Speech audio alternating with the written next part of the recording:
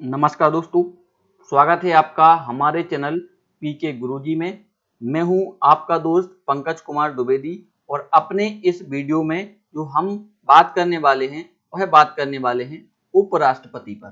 तो यह जो वीडियो हमने तैयार किया है यह भारत के उपराष्ट्रपति पर तैयार किया गया है और इस टॉपिक को जब हम शुरू करेंगे तो इसे हमने 8 प्रमुख बिंदुओं में बांटा हुआ है।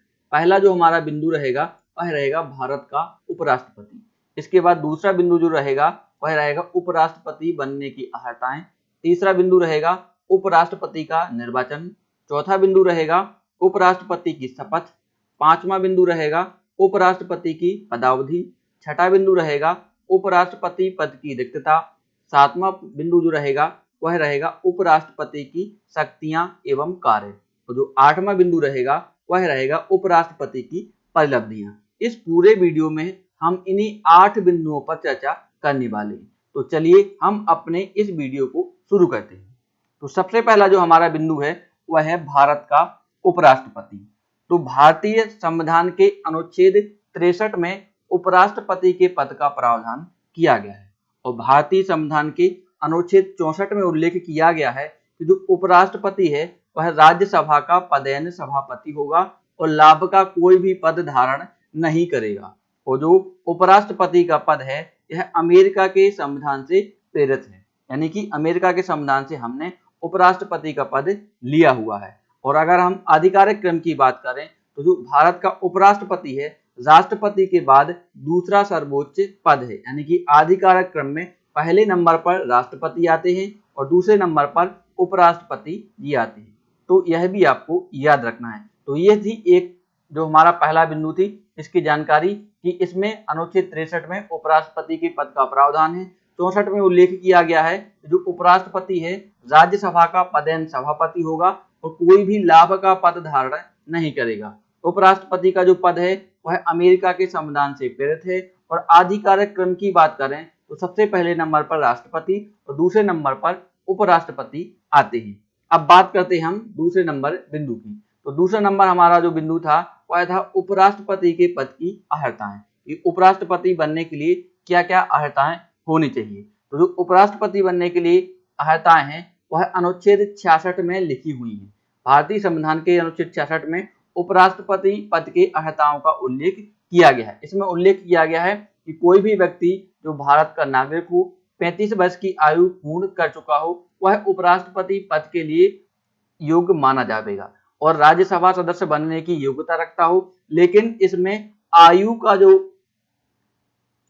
है उसको छोड़ा गया है, यानी आयु को छोड़ा, क्योंकि राज्यसभा सदस्य बनने के लिए जो आयु होती है वह 30 वर्ष होती है, लेकिन उपराष्ट्रपति जब नियुक्त होगा तो उसे 35 वर्ष का होना चाहिए। तो यानी कि इसमें जो आयु वाला कॉलम है उसको छोड़ दिया गया है। इसके अलावा केंद्र या राज्य सरकार या किसी स्थानीय प्राधिकरण में किसी लाभ के पद पर नहीं होना चाहिए, यह भी एक बात है। और उपराष्ट्रपति पद के नामांकन में 20 प्रस्तावक और 20 अनुमोदक की आवश्यकता होती है। तो उपराष्ट्रपति पद के अर्हताओं के संबंध में अगर बात की जाए तो अनुच्छेद 66 में तो इसका उल्लेख किया गया है। क्या क्या अर्हताएं हैं कि भारत का नागरिक होना चाहिए, 35 वर्ष की आयु पूर्ण कर चुका हो, राज्यसभा सदस्य बनने की योग्यता रखता हो आयु को छोड़कर, यानी कि राज्यसभा सदस्य बनने के लिए 30 वर्ष चाहिए लेकिन उपराष्ट्रपति बनने के लिए 35 वर्ष का होना जरूरी है। केंद्र सरकार या राज्य सरकार या किसी स्थानीय प्राधिकरण में किसी लाभ के पद पर आसीन नहीं होना चाहिए। उपराष्ट्रपति पद के नामांकन में 20 प्रस्तावक तथा 20 अनुमोदक, कम से कम 20 प्रस्तावक और 20 अनुमोदक होना चाहिए।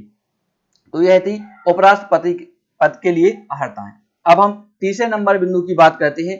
तीसरा नंबर जो बिंदु है वह है उपराष्ट्रपति का निर्वाचन, यानी कि निर्वाचन कैसे होता है। तो जो उपराष्ट्रपति का निर्वाचन है वह भारतीय संविधान के अनुच्छेद 66 में इसका उल्लेख किया गया है। और क्या है उल्लेख कि जो उपराष्ट्रपति का निर्वाचन होगा वह अप्रत्यक्ष तरीके से होगा। जैसे कि राष्ट्रपति का निर्वाचन भी अप्रत्यक्ष तरीके से ही होता है, वैसे ही उपराष्ट्रपति का निर्वाचन भी अप्रत्यक्ष तरीके से ही होता है। लेकिन जो निर्वाचक मंडल है राष्ट्रपति का और उपराष्ट्रपति का, इसमें थोड़ा सा अंतर होता है, क्योंकि जो उपराष्ट्रपति का निर्वाचक मंडल है उसमें संसद के मनोनीत और निर्वाचित दोनों सदस्य भाग लेते हैं। तो यह हमें बिल्कुल याद रखना है। जो उपराष्ट्रपति का निर्वाचन होता है उसमें संसद के निर्वाचित सदस्य तो भाग लेते ही हैं और जो मनोनीत सदस्य होते हैं वह भी इसमें भाग लेते हैं। तो यह सबसे बड़ी इसमें बात हो जाती है। और इसमें जो प्रक्रिया का पालन किया जाता है वह वही है जैसा कि राष्ट्रपति में होता है, आनुपातिक प्रतिनिधित्व एकल संक्रमणीय मत प्रणाली। इस निर्वाचन पद्धति का इसमें उपयोग किया जाता है। तो उपराष्ट्रपति के निर्वाचन की हमने मुख्य बातें क्या देखी कि अनुच्छेद 66 में इसका उल्लेख किया गया है। अप्रत्यक्ष निर्वाचन होगा, संसद के निर्वाचित और मनोनीत दोनों ही सदस्य में भाग लेंगे और चुनाव प्रक्रिया कौन सी होगी, आनुपातिक प्रतिनिधित्व एवं एकल संक्रमणीय मत प्रणाली इसमें लागू होगी। बात करेंगे हम अब बिंदु नंबर 4 की। बिंदु नंबर 4 से पहले हम अनुच्छेद 71 को भी देख लेते हैं। अनुच्छेद 71 में कुछ उपराष्ट्रपति के चुनाव संबंधी बातों का उल्लेख किया गया है। तो सबसे पहला इसमें जो बिंदु है कि यदि उपराष्ट्रपति के चुनाव में कोई विवाद उत्पन्न हो जाता है तो जो विवाद का निपटारा है वो कौन करेगा, सर्वोच्च न्यायालय इसका विवाद का निपटारा करेगा और न्यायालय जो निर्णय देगा वह निर्णय सर्वमान्य होगा। यह बात बिल्कुल वैसी ही है कि जो न्यायालय ने निर्णय दे दिया वही सर्वमान्य होगा और सर्वोच्च न्यायालय इसका निपटारा करेगा कोई भी अगर विवाद उपराष्ट्रपति के चुनाव में उत्पन्न हो जाता है। और अगर निर्वाचक मंडल अपूर्ण हो तो इसके लिए न्यायालय में कोई चुनौती नहीं दी जा सकती कि कोई भी अगर सदस्य अनुपस्थित है तो निर्वाचक मंडल अगर अपूर्ण है तो इसके संबंध में कोई भी चुनौती न्यायालय में मान्य नहीं होगी। यह भी अनुच्छेद 71 में उल्लेख किया गया है। और तीसरा बिंदु जो इसमें उल्लेख किया गया है कि अगर उपराष्ट्रपति का निर्वाचन अवैध घोषित हो जाए तो उपराष्ट्रपति के द्वारा जो भी कार्य किए हैं वह कार्य प्रभावी रहेंगे, यानी उन कार्यों को अवैध घोषित नहीं किया जाएगा। तो यह 3 बिंदु अनुच्छेद 71 में उल्लेख किया गया है कि अगर कोई विवाद होता है तो उसका निपटारा करेगा सर्वोच्च न्यायालय और न्यायालय जो निर्णय होगा वह सर्वमान्य होगा। निर्वाचक मंडल अगर पूर्ण नहीं है तो उसे न्यायालय में चुनौती नहीं दी जा सकती और निर्वाचन अगर अवैध घोषित हो गया है तो जो भी काम उपराष्ट्रपति के द्वारा किए गए हैं वह जैसे थे वह वैसे ही प्रभावी रहेंगे। अब हम बात करने वाले हैं बिंदु नंबर 4 की। बिंदु नंबर 4 में है उपराष्ट्रपति की शपथ। तो उपराष्ट्रपति की शपथ है वह भारतीय संविधान के अनुच्छेद 69 में इसका उल्लेख किया गया है और इसमें उल्लेख किया गया है कि जो भारत के राष्ट्रपति अथवा भारत के राष्ट्रपति द्वारा नियुक्त किसी व्यक्ति के द्वारा उपराष्ट्रपति को शपथ दिलाई जाएगी। अधिकतर मामलों में राष्ट्रपति ही शपथ दिलाते हैं। अगर राष्ट्रपति नहीं है तो यह किसी व्यक्ति को नियुक्त करेंगे और वह उपराष्ट्रपति को शपथ दिलाएगा। तो 4 नंबर पॉइंट था हमारा उपराष्ट्रपति की शपथ। 2 चीजें इसमें इंपोर्टेंट, अनुच्छेद है 69 और कौन शपथ दिलाएगा, राष्ट्रपति या राष्ट्रपति के द्वारा नियुक्त किसी व्यक्ति के द्वारा। आगे बढ़ते हैं। अब हमारा 5 नंबर पॉइंट था उपराष्ट्रपति की पदावधि, यानी कि उपराष्ट्रपति की पदावधि क्या होगी। तो सबसे पहले इसका अनुच्छेद है भारतीय संविधान का अनुच्छेद 67 यानी कि 66 में अनुच्छेद में लिखा है उपराष्ट्रपति के पद की अवधि के बारे में। तो उपराष्ट्रपति का पद जो होता है वह पद ग्रहण करने के 5 वर्ष तक रहता है, यानी जिस तारीख से उसने पद को ग्रहण किया है 5 वर्ष तक वह अपने पद पर बना रहेगा। अब त्यागपत्र किसी भी समय राष्ट्रपति को, यानी अपना वह त्यागपत्र चाहे तो वह राष्ट्रपति को अपना त्यागपत्र किसी भी समय दे सकता है, इसके लिए कोई बाध्यता नहीं है। इसके अलावा राज्यसभा अगर संकल्प द्वारा पारित पूर्ण बहुमत द्वारा इसे हटाया जा सकता है।